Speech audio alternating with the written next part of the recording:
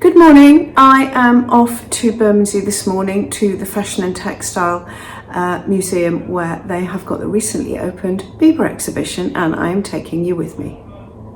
I was really excited when I heard the Biba exhibition was coming up. I'm fascinated with Biba, probably because I'm a decade too young to have experienced it.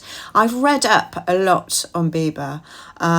I've got several books actually, which I'll show you at the end, as well as a lovely book I bought in the exhibition shop because I could not resist. Anyway, let's start by talking about Barbara Hulanicki, who was the creative genius behind Biba. She studied fashion design at Brighton and started her fashion career actually as an illustrator, and she used to go and sketch all the catwalk collections. Now, she would have been really up close to these collections and possibly felt that they really weren't relevant for her generation, or were a bit stiff and a bit staid, although quite beautiful. This, I think, probably alongside the fact that photography may have been sort of taking over from fashion illustration, perhaps informed her choice to become a designer. This is the famous pink gingham dress. Now, Biba started off as a mail order company, and this went crazy. You'd say it's sort of gone viral these days, and I think they took orders for 17,000 of those pink gingham shift dresses. Now, they moved from mail order into bricks and mortar boutiques, and over the 10 years they were open from, I think it was 1964 to 1975. Big Biba, which was the pinnacle, I suppose, of Biba, was actually only open for a couple of years at the very end of that time. And it would have been groundbreaking. I can't imagine what it might have been like to visit. If any of you watching this went and visited, please share your memories. I'd love to hear. Because it was a lifestyle boutique and it was ahead of its time. It didn't just have women's wear, it had men's wear, it had children's wear, it had homewares, it had food. Amongst other things, and you had the Rainbow Rooms, and apparently Liberace played there, and the New York Dolls.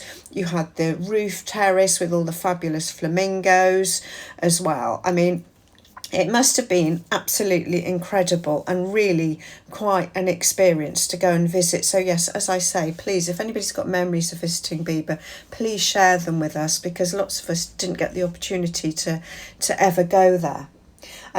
The exhibition's got a really great range of clothes over the 10-year span of Biba, and they've also, I loved seeing these, they've got food products from the archives, and also some of the lotions and potions bottles, as well as the Biba cosmetics as well, which I love. Look at this, it's fabulous.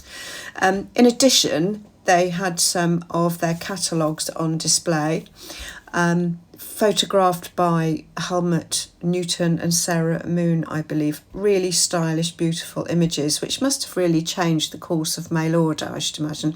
Anyway, that's my overview of the exhibition. And here are some of the books in my collection I want to share with you. So I have 4 books about Biba. 3 I've had for ages, and 1 I acquired yesterday at the exhibition because I couldn't resist. The first book is From A to Biba by Barbara Hulanicki, and if you are interested in getting a really good overview about Biba, I think it's the best book that you can read, because it's from the horse's mouth, as it were, and she talks about her formative years.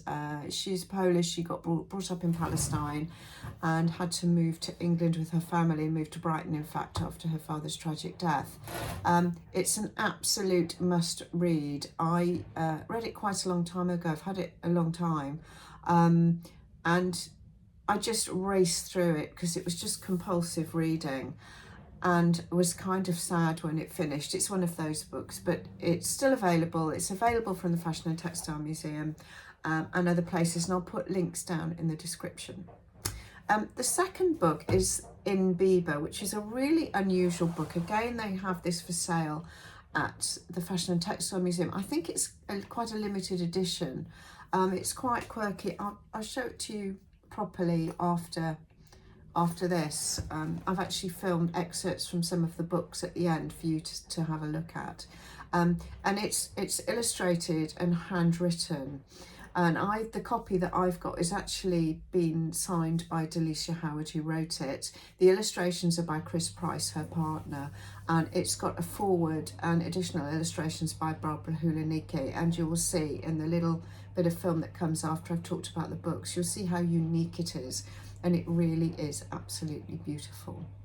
The third book I've also had for ages is the Biba Experience, which is a bit of a tome. And this, I think, possibly was brought out in conjunction with a previous exhibition. Now, I'm not completely sure. And it hinges around the Biba collection of a lady called Parry, who apparently has been collecting Biba since the 80s and has a huge collection. Now, there are lots of lovely photographs of garments in this. I'm going to find a page to show you in this book, and I think they'd be from her collection. And a lot of the same garments I think are actually in the exhibition that's on at the moment. It's a lovely book, and it really tracks the whole history of Biba visually, and it's got pictures of the interiors of the stores, products and merchandise and things, so it's really interesting. And then the book that I succumbed to yesterday, and it's not hard for me to succumb to a book, but this is particularly lovely. This was produced by the V&A quite a while ago. It's called The Biba Years from 1963 to 1975 by Barbara Hulaniki and Martin Powell. And Martin Powell is a museum curator who curated a previous exhibition about Biba. And again, it's got some of the same style illustrations that are in this book as well.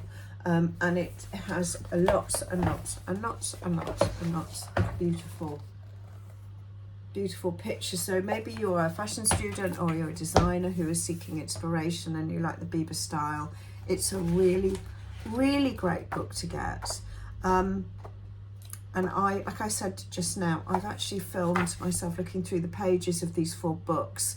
So once I finish talking, you can actually you watch to the end, because you'll see all 4 books. I hope you enjoyed it and found it as interesting as I have.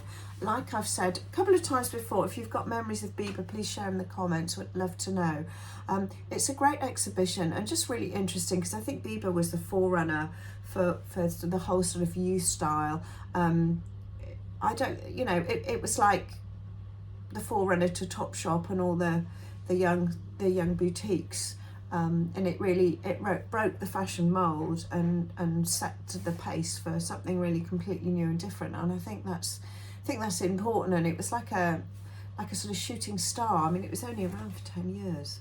But no, I found it really interesting, especially since as a designer, I worked in the mass market sort of ready to wear area and design for people like Topshop and all those kind of stores. And Biba was really the precursor to all of that. So I hope you found it interesting. Please, comments and feedback as always, much appreciated.